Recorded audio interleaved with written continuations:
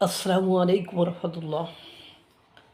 জাহাজ পড়ে আমেরিকার, জাহাজ পড়ে ইরানের আশ্রয়ের জন্য যেতে হয় ভারতের দরজায়। আপনারা জানেন, আমেরিকার সবচেয়ে বড় এয়ারক্রাফট বহনকারী যে জাহাজটিকে নিয়ে আমেরিকা অহংকার করে, সেই জাহাজে আগুন লেগে গিয়েছে 30 ঘন্টা, নেভানো যাচ্ছে না। 600 নৌসেনা মার্কিন যুক্তরাষ্ট্রের আটকে গিয়েছে। এদিকে কিছুদিন আগে আপনারা জানেন, ভারত থেকে যাওয়ার পথে 200 ইরান সেনা বহনকারী একটি জাহাজে আক্রমণ করেছিল মার্কিন যুক্তরাষ্ট্র। তারা পরে বিপদগ্রস্ত হয় শ্রীলঙ্কার ওই সাইডে।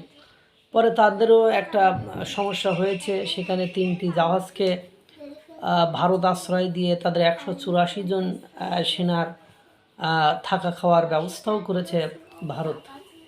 এই মুহূর্তে বিশ্বের বড় বড় গণমাধ্যমগুলো, বিশ্বের বড় বড় রাষ্ট্রগুলো চাতক পাখির মতো চেয়ে আছে ভারতের দিকে।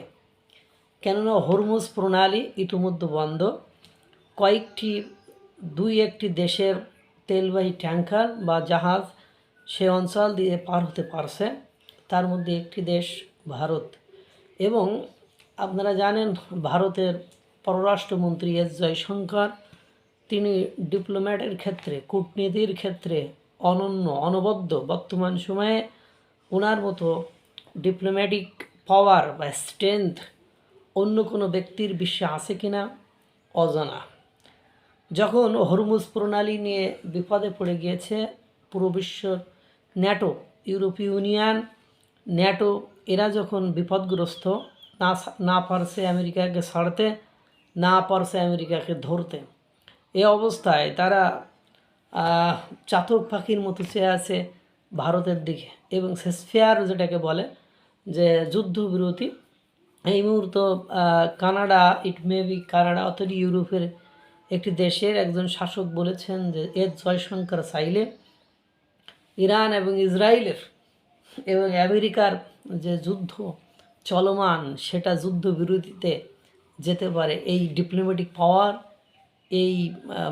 এই ক্ষমতা ভারতের পররাষ্ট্রমন্ত্রী এস জয়শঙ্করের রয়েছে। এবং পাশাপাশি সংযুক্ত আরব আমিরাতের শাসক, উনি বলেছেন যে প্রধানমন্ত্রী মোদির ফোন কলই ইরান ইসরায়েল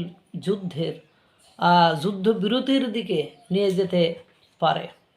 অর্থাৎ এর আগে আপনারা জানেন, ইউক্রেন রাশিয়ার যুদ্ধের ক্ষেত্রে ডোনাল্ড ট্রাম্পের দেশ আমেরিকা সেম কথাই বলেছিল যে ভারত না চাইলে রাশিয়া এবং ইউক্রেনের যুদ্ধ আগাবে না। অর্থাৎ আপনি ভারতকে বিভিন্ন মহল, বিভিন্ন গোষ্ঠী বিভিন্নভাবে ছোট করতে চেয়েছেন, কিন্তু দিন শেষে যে ভারতের স্ট্রেংথ, ভারতের পাওয়ার, ভারতের কোঅপারেশন, ভারতের লেগাসি, ভারতের সুপ্রিম পাওয়ার, ভারতের কমিউনিকেশন স্কিল এতটা স্ট্রেংথ হয়েছে, এতটা শক্তিশালী হয়েছে যে আপনার পক্ষে যেটা সম্ভব নয়, ভারত সেটা করে দেখাতে পারে। কারণ এই ধরনের থিঙ্কিং অ্যান্ড থটটা কেন বিশ্বের বড় বড় ইউরোপীয় ইউনিয়ন, ন্যাটো, তারপর সংযুক্ত আরব আমিরাত, মধ্যপ্রাচ্যের এই রাষ্ট্রগুলোর কেন আসতেছে? কারণ যুদ্ধ বেঁধেছে ইসরায়েল আর ইরানের ভেতরে। দেখেন, বোথ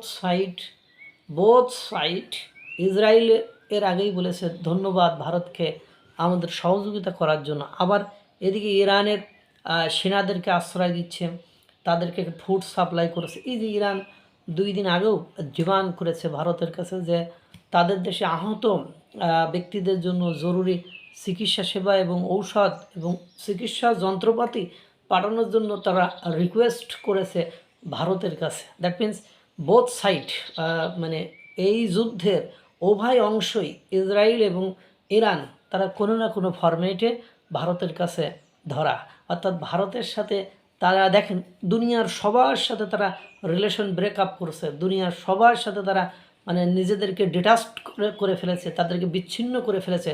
বাট উভয় দেশ, it may be Israel, it may be Iran, they are trying to communicate with ইন্ডিয়ার সাথে তারা কিন্তু যোগাযোগ রাখতে চেষ্টা করেছে কোনো না কোনো ফরম্যাটে। ইসরায়েল এবং ইরান তারা কিন্তু এই ভারতের সাথে যোগাযোগ রেখেছে। আর এই মুহূর্তে বিশ্বের বড় বড় নেতা, লিডার্স, যারা লিডারশিপ বা বড় বড় রাষ্ট্রগুলো, মধ্যপ্রাচ্য, ইউরোপ, ন্যাটো, ইউরোপীয় ইউনিয়ন, তারা কিন্তু বলছে যে একমাত্র প্রধানমন্ত্রী মোদি এবং তার পররাষ্ট্রমন্ত্রী জয়শঙ্কর এটাকে যুদ্ধবিরতিতে নিয়ে যেতে পারে।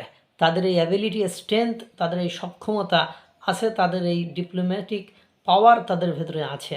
এই মুহূর্তে উভয় দেশ অর্থাৎ ইরান এবং মার্কিন যুক্তরাষ্ট্র বোথ সাইড বিপদে আছে, আপনারা সেটা বুঝতেই পারছেন। পাশাপাশি মধ্যপ্রাচ্যের রাষ্ট্রগুলো বিপদে আছে। আর এদের বিপদের কারণে পুরো বিশ্বে এখন ডিজেল সংকট আর তেল সংকটে, কারণ হরমুজ প্রণালীকে দরজা বলা হয়, যে প্রবেশ দরজা বলা হয়।